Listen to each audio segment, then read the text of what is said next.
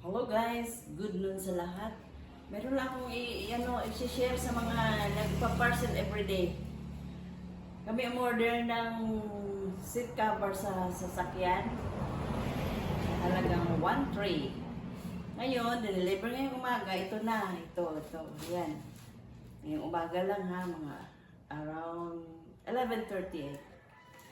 Then binuksan namin. Binuksan na namin. Excited kami kasi para makita ang ano kako.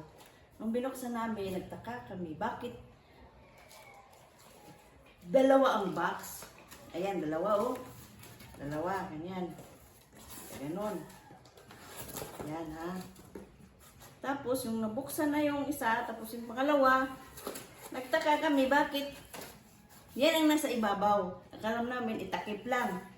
Ayan, nung binuksan na talaga namin, ay yan na ang mga laman. Ayan, ito yung nagiging leather seat cover, pantalon na galing sa okay. Kaya sa susunod guys, kung kayo'y mag-order ng sa Shopee o sa ano, kahit saan, pag parcel, kailangan buksan muna niyo bago kayo magbayad. Para sigurado na hindi kayo na-scam. Kaya first time namin na-scam.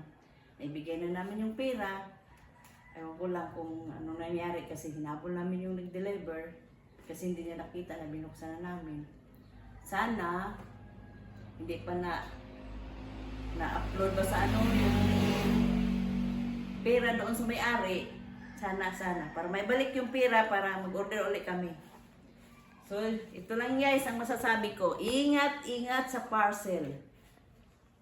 Thank you very much for watching. This is Estrella Hinay Vlog. Bye. Don't forget to subscribe, like, and share. See you.